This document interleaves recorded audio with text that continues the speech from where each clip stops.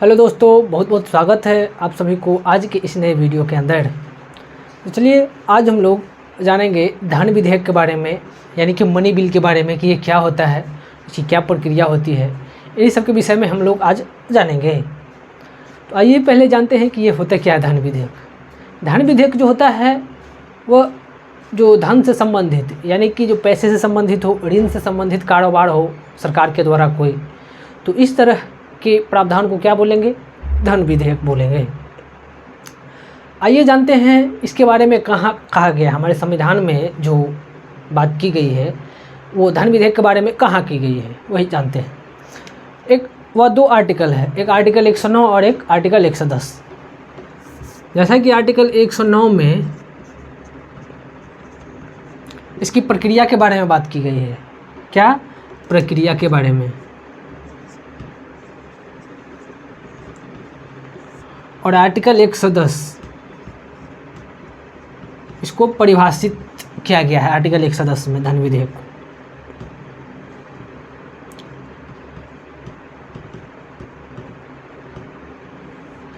समझ गए कि इसकी प्रक्रिया के बारे में कहाँ कहा गया है और इसको परिभाषित कहाँ कहा की गई है। ये कभी काल एग्जाम में पूछ देता है, तो इसको ध्यान रखिएगा। समझ गए। आइए अब जानते हैं कि इसकी प्रक्रिया क्या होती है जो आर्टिकल 109 में की गई है। ये जो धन विधेयक की प्रक्रिया है वह इस विधेयक को केवल लोकसभा में ही प्रस्तुत किया जा सकता है और केवल मंत्रीगण के द्वारा ही, यानी कि इस विधेयक को संसद का कोई भी सदस्य इस विधेयक को प्रस्तुत नहीं कर सकता है। जैसा कि और भी कोई विधेयक है, जैसे संविधान संशोधन विधेयक हो गया, उसमें संसद का सदस्य भी इस विधेयक को प्रस्तुत कर सकता है। लेकिन ये जो है धन विधेयक, इसमें जो अधिकार है इस विधेयक को प्रस्तुत करने का, वह केवल मंत्री को ही अधिकार दिया गया है। हमारे संविधान में इस तरह की बात की गई है कि केवल मंत्री ही इस विधेयक को प्रस्तुत कर सकता है संसद के सदन में, और केवल लोकसभा में इस विधेयक को प्रस्तुत किया जा सकता है, राज्यसभा में नहीं इस विधेयक को प्रस्तुत किया जा सकता है।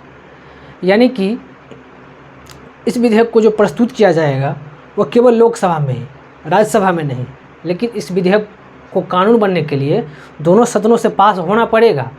यानी कि पहले लोकसभा में पास प्रस्तुत किया गया इस विधेयक को, उसके बाद राज्यसभा के पास भी जाएगा, लेकिन प्रस्तुत पहले इसे केवल लोकसभा में ही किया जाएगा मंत्री के द्वारा। समझ गए। अब लोकसभा में तो प्रस्तुत कर दिया गया इस विधेयक को, लोकसभा में प्रस्तुत करने के बाद राज्यसभा के पास जाएगा, और राज्यसभा के पास इसमें अधिकार जो है बहुत ही कम है। यानी कि लोकसभा कहता है कि देखो बाबू, इसमें केवल जो तुम्हारा अधिकार है वो केवल 14 दिन का ही अधिकार है। कितना? 14 दिन का अधिकार है राज्यसभा के पास इस विधेयक को अपने पास रोक कर रखने का।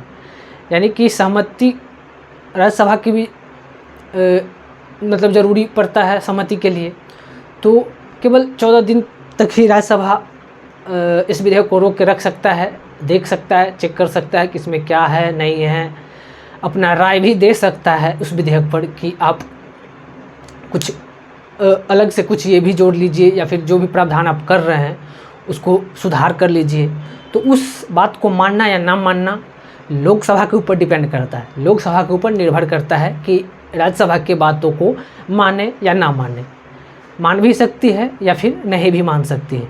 इसके लिए कोई संयुक्त बैठक का प्रावधान नहीं है, अगर नहीं मानेगा तो गतिरोध होगा। जैसा कि और भी कोई विधेयक है उसमें संयुक्त बैठक का प्रावधान है, जैसा कि साधारण विधेयक हो गया, इसमें संयुक्त बैठक का प्रावधान है। तो इसमें संयुक्त बैठक का ऐसा कोई प्रावधान नहीं है, इसमें लोकसभा की ही शक्ति को वरीयता दी गई है। समझ गए। अब बात करते हैं, उसके बाद दोनों सदनों से तो पास हो गया, उसके बाद राष्ट्रपति के पास जाएगा। राष्ट्रपति का सिग्नेचर होगा तभी विधेयक कानून बनता है। तो राष्ट्रपति इस विधेयक पर जो है सहमति दे सकता है, यानी सिग्नेचर कर सकता है, नहीं भी कर सकता है। नहीं करेगा तो विधेयक जो है रद्द हो जाएगा, और करेगा तो विधेयक कानून बन जाएगा। लेकिन इस बात को याद रखिएगा, पुनर्विचार के लिए फिर संसद के पास नहीं भेज सकता इस विधेयक को। यह एक की पॉइंट है कि पुनर्विचार के लिए फिर दोबारा संसद के पास नहीं भेज सकता।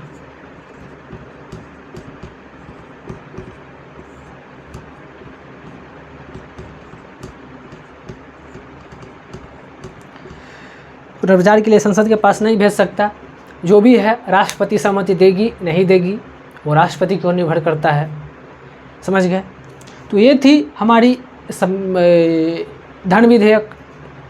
उम्मीद करता हूँ वीडियो काफ़ी अच्छा लगा होगा। वीडियो अच्छा लगा हो तो वीडियो को लाइक कमेंट सब्सक्राइब कर दीजिए। मिलते हैं नेक्स्ट वीडियो में, तब तक के लिए पढ़ते रहिए, मुस्कुराते रहिए। धन्यवाद।